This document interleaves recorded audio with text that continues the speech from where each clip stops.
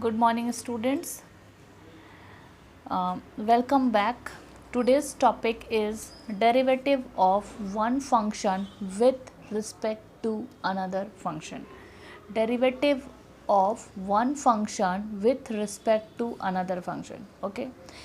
Day before yesterday means हमारा previous जो topic था वो था डिफ्रेंशिएशन बाय यूजिंग लॉगरिदम. आपको याद होगा और आपने इसके ऊपर होमवर्क भी किया होगा. ये देखिए, ये हमारा एक टॉपिक था डिफ्रेंशिएशन बाय लॉगरिदम. इसमें हमने देखा था कि मोर देन 2 फंक्शंस एक साथ आपके प्रोडक्ट फॉर्म में आ रहे थे, आपके स्क्वायर का मतलब पावर्स के फॉर्म में आ रहे थे. तो ये कॉम्प्लेक्स फॉर्म को आपको सिंपलेस्ट फॉर्म में कन्वर्ट करने के लिए आपको मैंने बताया था. एक ही सिंपल सा प्रोसेस था इसका. सबसे पहले तो आप फंक्शन में आप यहाँ पे लॉग पुट करते हो. लॉग पुट करने से लॉग की प्रॉपर्टी आती है, और लॉग की प्रॉपर्टी में जब वो फंक्शन आपका एकदम से सिंपलेस्ट फॉर्म में ब्रेक हो जाता है तब जाके हम उसे डिफ्रेंशिएट करते हैं. और फाइनली हम लास्ट में एट द लास्ट में हम लोग क्या कर रहे थे, वाई की वैल्यू पुट कर रहे थे. On the basis of that मैंने आपको डे बिफोर यस्टरडे होमवर्क दिया था page number 415 to page number 425 RS Agarwal book solved example as well as along with this example sheet या this example set. मैंने आपको एक एक्सरसाइज दिया था 10F. ठीक है, वो एकदम से बेस्ड था इस तरह के फंक्शंस के लिए जिसके ऊपर हम लोग लॉगरिदम लेते हैं और उसके बाद उसे सॉल्व करते हैं. आज का जो हमारा टॉपिक है this is part 10 of differentiation. ठीक है, ये पार्ट 10 है. किसका? डिफ्रेंशिएशन का पार्ट 10. मोस्टली डिफ्रेंशिएशन जो है आपका वो अब ख़त्म होने वाला है. इसके बाद हमारा न्यू टॉपिक स्टार्ट होगा, तो ये हमारे लिए एक अच्छी बात है. आज का टॉपिक ज़रा ध्यान से देखिए. Derivative of one function with respect to another one. Confirm है कि आपको डिफ्रेंशिएशन करना है किसका? एक फंक्शन का. किसके रिस्पेक्ट में? दूसरे फंक्शन के रिस्पेक्ट में. यानी ये किस तरह के क्वेश्चंस होंगे, ज़रा ध्यान से सोचो. आपको डेरिवेटिव निकालना है एक फंक्शन का दूसरे फंक्शन के रिस्पेक्ट में. मतलब दो फंक्शन तो आपके पास होंगे ही होंगे. Let fx and gx are two functions with respect to x, जो कि किसके रिस्पेक्ट में? x के रिस्पेक्ट में. In order to find the derivative of fx, अगर हम लोग फर्स्ट fx को फर्स्ट वाला फंक्शन मानते हैं तो अगर हमें डेरिवेटिव ऑफ fx फाइंड करना है किसके रिस्पेक्ट में? Derivative of with respect to gx, तो हम लोग फर्स्ट वाला फंक्शन जिसको fx है उसको u पुट कर लेते हैं, और सेकेंड वाला फंक्शन जो gx है उसको क्या पुट कर लेंगे? v. दिस इज मेथोडोलॉजी और working rule for this topic. Okay, working rule for this topic. Now हमें फाइनली अब हमें क्या चाहिए, क्योंकि हमें fx को डिफ्रेंशिएट करना है विथ रिस्पेक्ट टू gx. यहाँ हमने लिखा है, ऐसे मैंने हाईलाइट किया है, fx को डिफ्रेंशिएट करना है विथ रिस्पेक्ट टू gx. तो fx के लिए हम लोग क्या डिफाइन कर रहे हैं यहाँ पे u, और gx के लिए क्या कंसिडर कर रहे हैं? v. इसलिए du, u न्यूमरेटर पे रहेगा और v जो होगा वो डिनोमिनेटर पे रहेगा. तो du by dy ultimately we are finding. और यहाँ पे इंडिपेंडेंट वेरिएबल कौन है? इंडिपेंडेंट वेरिएबल वो होता है जिसके रिस्पेक्ट में हम लोग डिफ्रेंशिएट करते हैं. तो ओवरऑल ये जो छोटा सा एक टॉपिक है उससे हमें क्या समझ में आता है? हमें एक फंक्शन का डिफ्रेंशिएशन निकालना है किसके रिस्पेक्ट में? दूसरे फंक्शन के रिस्पेक्ट में. फर्स्ट फंक्शन को हम लोग अगर u कंसिडर कर रहे हैं और सेकेंड फंक्शन को हम लोग अगर v कंसिडर कर रहे हैं तो हमें du बाई डी निकालना है. ठीक है, अगर हम फर्स्ट फंक्शन को u कंसिडर कर रहे हैं और सेकेंड फंक्शन को हम v कंसिडर कर रहे हैं तो हमें क्या निकालना है? du by D in each case. ठीक है, हर केस में एक ही काम करना है. तो फाइनली समराइज अगर इसे करें तो सबसे पहली बात है कि हमारे पास दो फंक्शन होंगे. फर्स्ट वाले को क्या कंसिडर करेंगे? u, और सेकेंड वाले को क्या कंसिडर करेंगे? v. और दोनों को, क्योंकि यहाँ वेरिएबल आप देख रहे हो x का है, तो x के रिस्पेक्ट में हमने डिफ्रेंशिएट करना है. और ultimately what we have to find, first वाला फंक्शन का differentiation with respect to second वाला फंक्शन. इसलिए du बाई डी होगा. इसलिए du बाई डी होगा. चलो एग्जाम्पल से समझते हैं इसे. ठीक है, फर्स्ट एग्जाम्पल आपको क्या है? Differentiate e to the power x with respect to WR2 का मतलब है with respect to root over x. ex को हमने क्या कंसिडर कर लिया? First function u is equal to ex, v is equal to root over x. फिर हम ये, क्योंकि वेरिएबल आपका इंडिपेंडेंट वेरिएबल आपका x का है इसलिए du बाई डी निकाले, ex आया. dv बाई डी निकाले, 1/2 रूट 2 आया.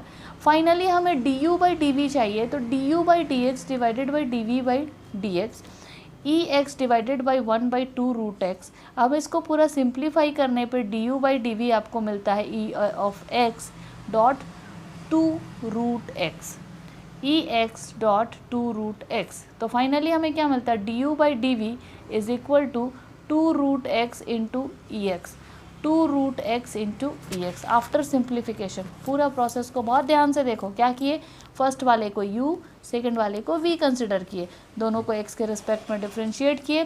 फर्स्ट वाले का डिफरेंशिएशन चाहिए सेकंड वाले के टर्म्स में, इसलिए du बाई डी वी निकाल रहे हैं, इसलिए du बाई डी वी निकाल रहे हैं। आंसर जो आएगा वो लिख देना। सेकंड क्वेश्चन भी बिल्कुल फर्स्ट क्वेश्चन के जैसा एकदम सेम टू सेम। देखो यहाँ क्या लिखा हुआ है, differentiate sine square x with respect to e to the power cos x. Sine square x को क्या कंसिडर किए, u, और e to the power cos x को क्या कंसिडर किए, v।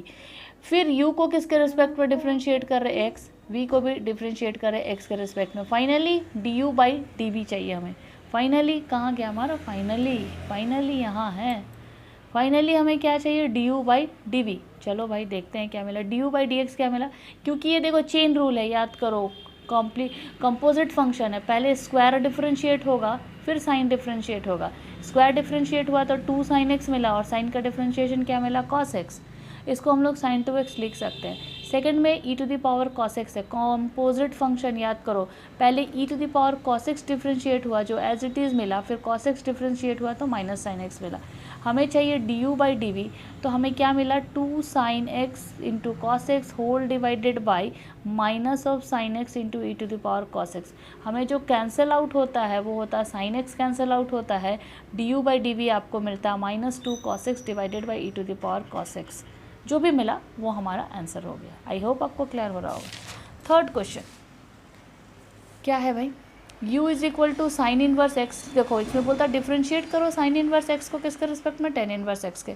तो इसको u माने, इसको v माने, इसका डिफ्रेंशिएशन क्या होता है, root under 1 minus X square. इसका डिफ्रेंशिएशन क्या होता है, इसका डिफ्रेंशिएशन क्या होता है, 1 by root under 1 minus X square. इसका डिफ्रेंशिएशन क्या होता है, 1 बाई 1 प्लस एक्स स्क्वायर। ये तो आपको पता है, इन्वर्स फंक्शंस है, इन्वर्स ट्रिग्नोमेट्रिक फंक्शंस का या इन्वर्स ट्रिग्नोमेट्रिक फंक्शंस का डेरिवेटिव हमने पढ़ा हुआ है। फाइनली हमें D U by D V क्या मिलता है, 1 plus X square divided by root under 1 minus X square. Question number 4 जो है एक्स टू द पावर 6 को डिफ्रेंशिएट कर रहा है किसके रिस्पेक्ट में, 1 बाई रूट एक्स के रिस्पेक्ट में। ये u कंसिडर किया, एक्स टू द पावर 6 का differentiation 6 X to the power 5 आया, और इसका डिफ्रेंशिएशन करने के लिए आप रूट एक्स को जब न्यूमरेटर पे लेके जाते हो तो x का पावर हो जाता है -1/2। फाइनली जब आप डिफ्रेंशिएट करोगे तो आपको मिलेगा -1/2, और न्यूमरेटर में मिलेगा यहाँ पे आपको न्यूमरेटर में मिलेगा क्या मिलेगा, -1/2, और न्यूमरेटर में मिलेगा -3/2। इसको हमने डिनोमिनेटर में लिखा तो ये +3/2 x का आ गया। जब हम इसे सिंप्लीफाई करेंगे फाइनली हमें क्या चाहिए, D U by D V चाहिए। 6x to the power 5 divided by 1, और यहाँ पे माइनस का साइन है, क्लियर होना चाहिए, 2x to the power 3/2। After simplification हमें मिलेगा -6, माइनस साइन है इसलिए -6x to the power 5 into 2x to the power 3/2। 6 और 2 मल्टीप्लाई होकर 12, ये माइनस साइन, और ये आप जानते हो कि आपका जो बेस है x और x सेम है, बीच में मल्टीप्लिकेशन का साइन है, पावर ऐड होगा, 5 प्लस 3/2 क्या देगा आपको, 13/2। ठीक है, एंड सो ऑन। इस तरह के बहुत सारे एग्जांपल्स हैं। ये बड़ा छोटा सा एक टॉपिक है हमारे लिए, इसलिए मैंने इसमें पेज नंबर देखो बहुत क्लैरिटी से लिखा है। RS अग्रवाल बुक पे पेज नंबर 436 से 438 आप देखो तो यहाँ सिर्फ 2 ही पेजेस हैं। ये सॉल्व्ड एग्जाम्पल है, 8 से 10 क्वेश्चन हार्डली हैं, और एक एग्जाम्पल आपको यहाँ एक एक्सरसाइज आपको यहाँ पे देता है 10H का, एक एक्सरसाइज आपको देता है 10H का, जिसमें भी नंबर ऑफ़ क्वेश्चन बहुत कम है। ये सिर्फ आपको करना क्या है, फर्स्ट वाले फंक्शन को सेकंड वाले फंक्शन के रूप में डिफरेंशिएट करके देना है, मतलब आपको D U by D V निकालना है। In each question the method the process will be the same. Okay, यहाँ पे एक छोटा सा टॉपिक आपका ख़त्म होता है, एक और छोटा सा टॉपिक हमारे पास बच रहा है, तो मैंने उसको भी इस वीडियो के साथ में ऐड कर दिया है। So our next topic for today is derivative of parametric function. ध्यान से देखो, थोड़ा अभी ज़्यादा क्लियर होगा। Derivative of parametric function.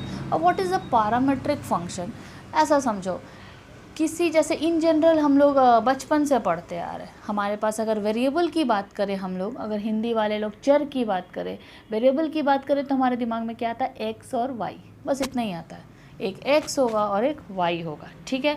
लेकिन पैरामेट्रिक फंक्शन क्या है, अगर x को भी हम लोग दूसरे फंक्शन के रिस्पेक्ट में लिख सके और y को भी हम लोग दूसरे फंक्शन के रूप में लिखे हो या प्राप्त हो, हमें x भी हमें दूसरे फंक्शन के रूप में प्राप्त हो, y भी हमें दूसरे फंक्शन के रूप में प्राप्त हो, तो उनको फिर जब हम डिफ्रेंशिएट करें, डेरिवेटिव निकालना है किसका, पैरामेट्रिक फंक्शन का, और मान लो कि वो फंक्शन जिसके रिस्पेक्ट में x और y दोनों के दोनों डिफाइन हो रहा है उसको t मान लेते हैं।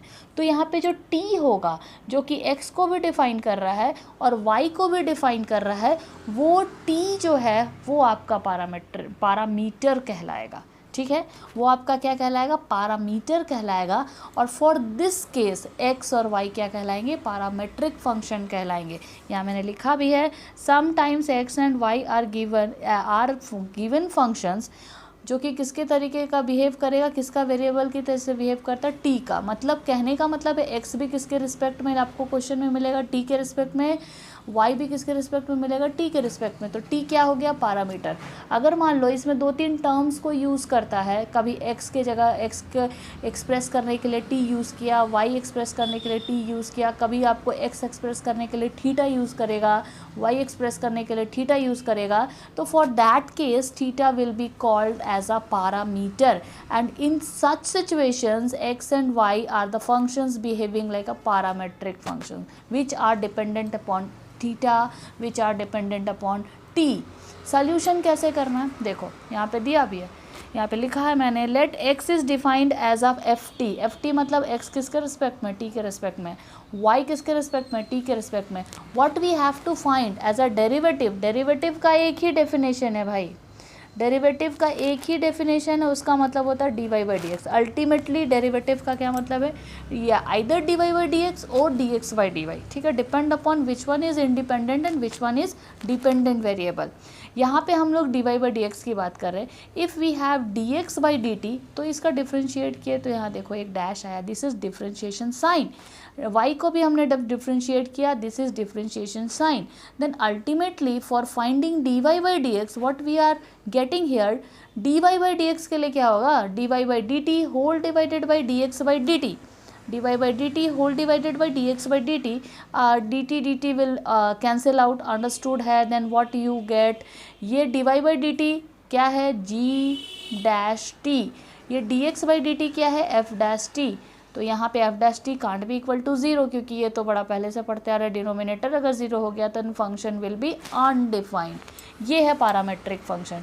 If x and y are represented in terms of t, in terms of theta or in terms of other function, that other functions are called as a parameter, and x and y are behaving like parametric functions। Okay, some examples, summary same to same है, मैं ऐसे repeat नहीं कर रही हूँ। मान लो आपको find करना है D Y by D X, ठीक है, D Y by D X आपको फाइंड करना है, जहाँ पे x की वैल्यू क्या बोल दिया, a into T plus sign T, and y की वैल्यू क्या बोल दिया, a into 1 minus cos T. अब आपको x को आप ध्यान से यहाँ देखो तो आपको t के रिस्पेक्ट में है, y किसके रिस्पेक्ट में, t के रिस्पेक्ट में है।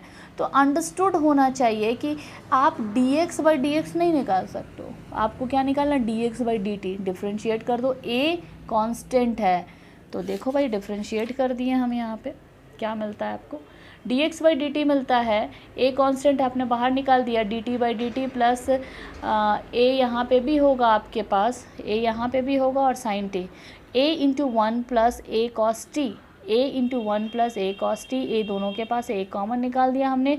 Ultimately dx by D T आपको क्या मिलता है, a into 1 plus cos T, a into 1 plus cos T, ठीक है। Similarly D Y by D T, A common ले लो, 1 माइनस कॉस टी है, ये 0 हो जाएगा, और यहाँ minus A cos A into sine T हो जाएगा। फाइनली आपको क्या मिल रहा है, यहाँ पे एक और माइनस साइन आना चाहिए था हमारे पास, क्योंकि कॉस का डिफरेंशिएशन माइनस होता है, इसलिए यहाँ पे क्या हो जाएगा, ये प्लस हो जाएगा। तो फाइनली हमें क्या चाहिए भाई, D Y by D T तो चाहिए नहीं, D x by D T तो चाहिए नहीं, हमें चाहिए D Y by D X. D Y by D X, तो पक्का है कि y वाला टर्म हमारे पास पहले जाएगा। आप इसको इक्वेशन 2 मान सकते हो और इसको इक्वेशन 1 मान सकते हो। तो जब आपको D Y by D X चाहिए, यहाँ पे आपको D Y by D X चाहिए, मतलब आपको 2/1 चाहिए, इक्वेशन 2/1 चाहिए। तो उसी को इसमें मैंने अरेंज करके सजा के लिखा है a sin t divided by 1 into 1 plus cos T. अब यहाँ पे a sin t को इस तरह से लिख दिया गया। आप यहाँ पे भी समर अप कर सकते हो, इसको थोड़ा सिंपलेस्ट फॉर्म में लाने के लिए लिखा है। कभी कभी आपको प्रूफ करने आ जाता है कि D Y by D T is equal to 10t put करो, ये भी आप पढ़े हो, याद करो, आपने इसको मल्टीपल एंगल में पढ़ा है। साइन 2t का फॉर्मूला आपने पढ़ा होगा, sign 2t is equal to पढ़ा है 2 sin t into cos T, याद कीजिए आपने पढ़ा है 2 sin t into cos T. But यहाँ पे sin t है इसलिए एंगल आपका हाफ हो गया, 2a तो पहले से था, sin t/2 into cos t/2, और यहाँ पे प्लस है तो और ऑब्वियसली मैंने प्लस के लिए 2 cos स्क्वायर बताया था, तो 2 और a पहले से है cos स्क्वायर t/2, यहाँ से 2 और 2 कैंसिल हो गया, a और a कैंसिल हो गया, इस स्क्वायर का एक cos कैंसिल हो गया, ऊपर बचा साइन, नीचे बचा cos, अल्टीमेटली आपको बचा 10t/2। समझ में आना चाहिए, समझ में आने के लिए formula should be clear first, formula जब तक क्लियर नहीं होगा नहीं समझ में आएगा, ठीक है। सेकंड क्वेश्चन हमारा बड़ा छोटा सा इजी सा question, x is equal to 80 square, Y is equal to 280, D x by D T निकाल लो, a इंटू 2t 280, फिर D Y by D T निकाल लो, आपको मिला 2a। आपको अल्टीमेटली क्या चाहिए भाई, D Y by D X चाहिए, तो पक्का है कि यहाँ भी आप इसको इक्वेशन 2 बना दो और यहाँ पे इसको इक्वेशन 1 बना दो। D Y by D X का मतलब है आपको 2/1 चाहिए, मैं फिर से रफली लिख रही हूँ, 2/1 चाहिए। तो आपको D Y by D T का जो फॉर्म मिला था वो क्या मिला था, 2a, D x by D T क्या मिला था, 280, लिख दिए, पुट कर दिए, 2a कैंसिल हो गया, 1/t is your answer. It's very easy type question. यहाँ पे जाके देखिए मैंने क्या लिखा, kindly go through with R S Agarwal book from page number 439 to 442. There are only 3 pages for parametric function and there is an exercise 10i. There is an exercise 10i, वो आप देख लीजिए, जो कि पेज नंबर 442 पर है, ठीक है। एक बहुत छोटा सा एक्सरसाइज है। अभी देखो यहाँ पे हम लोग थोड़ा होल्ड करते हैं अपनी चीज़ों को और थोड़ा रिकॉल करते हैं हमने क्या क्या पढ़ा है इन केस ऑफ डिफरेंशिएशन। ये अप टू 20 मिनट्स में जाके ये वीडियो आपका ख़त्म होगा, ठीक है। समरी देखिए, basic formula of differentiation which is called derivative of function. Basically मैंने यहाँ जो लिखा है उसका मतलब यही है कि डेरिवेटिव का मतलब आप पढ़े हो डी बाई डी एक्स, इसको डेरिवेटिव बोलते हैं, डी बाई डी एक्स को डेरिवेटिव बोलते हैं। बेसिक फार्मूलाज पढ़ा, बेसिक फार्मूला में आपने सेक्शन पढ़ा अलजेब्रिक फंक्शन का, ट्रिग्नोमेट्रिक फंक्शन का। अलजेब्रिक फंक्शन कहने का मतलब एक्स वाई जेड के रिस्पेक्ट में, ट्रिग्नोमेट्रिक फंक्शन कहने का मतलब sine cos tan and so on के रिस्पेक्ट में, अंडरस्टूड होगा। देन आप कुछ रूल पढ़े हो जिसके मैथमेटिकल ऑपरेशंस के ऊपर, मैथमेटिकल ऑपरेशंस कहने का मतलब प्लस के लिए, माइनस के लिए, डिवाइड के लिए एंड मल्टीप्लाई के लिए, ठीक है। ये आपने कुछ रूल्स पढ़े हुए हैं, आप पीछे जाके देख सकते हो। मैं इस पूरे का एक पीडीएफ चाहो तो आप मुझे वो लिख कर भेजना, मैं आपको सेंड करूँगी, अदरवाइज़ मैंने हर क्लास में तो पीडीएफ भेजा ही है। उसके बाद पढ़े derivative of composite function. What is the composite function which are not in the direct form, which are not in the direct form. Function के अंदर एक और फंक्शन का होना, जैसा sine x square, sine x नहीं, साइन एक्स स्क्वायर, इस type के चीज़ें आपके डेरिवेटिव में कंपोजिट फंक्शंस में आ रहे थे। फिर आपने क्या पढ़ा, derivative of exponential function. Exponential में ई एक्स के बारे में आपने पढ़ा। लॉगरिथमिक फंक्शन में लॉग का टर्म पढ़ा हुआ है आपने, लॉग की क्वालिटी पढ़ी है, प्रॉपर्टी पढ़ी है जो मैंने यहाँ लिखा है, लॉग के रूल्स को आपने पढ़ा हुआ है। उसके बाद आप डेरिवेटिव ऑफ इन्वर्स फंक्शन पढ़े। ऑब्वियसली इन्वर्स फंक्शन किसके लिए पढ़े, इन्वर्स मुझे यहाँ पे लिखना चाहिए था ट्रिग्नोमेट्री, इन्वर्स ट्रिग्नोमेट्री फंक्शन मतलब there are 6 ratios, okay. Differentiation by trigonometrical transformation, इसमें हमने मल्टीपल एंगल पढ़ा, रिकॉल करो, इसमें हमने मल्टीपल एंगल पढ़ा है। फिर हमने पढ़ा differentiation of implicit function. Implicit function हमने क्या पढ़ा, जिसमें x को y के रिस्पेक्ट में और y को x के रिस्पेक्ट में डिफाइन नहीं कर सकते हैं, that functions are called implicit function, and उनका डिफरेंशिएशन पढ़ा है। डिफरेंशिएशन बाय यूजिंग लॉगरिथम जो हमने लास्ट क्लास में पढ़ा है। आज हमने पढ़ा derivative of one function with respect to another one and derivative of parametric function. There are total 12 topics आज तक के डेट में 12 टॉपिक्स हैं। वन बाय वन आप बहुत ही सीरियसली जाइए, जो भी टॉपिक आपको क्लियर नहीं है उस पॉइंट का नंबर 1 डालकर आप मुझे बताइए। उस जैसे आपको 8th पॉइंट क्लियर नहीं है तो 8 नंबर बताओ, 9 10, इस तरह से मैंने जो सीक्वेंस यहाँ मेंटेन किया 1 to 12 का, उसमें जाइए, मुझे पर्सनल पूछिए और क्वेश्चन सॉल्व कीजिए। यहाँ तक आपका डिफ्रेंशिएशन ख़त्म होता है। In our next class we will start next topic. इसलिए मैं बार बार रिकॉल कर रही हूँ आपको, अगर किसी भी टॉपिक में अभी तक के 12 टॉपिक पढ़े हो, 12 में से किसी में भी डाउट है then ask me personally. It is very serious, you should ask, it's your duty. Okay, thank you.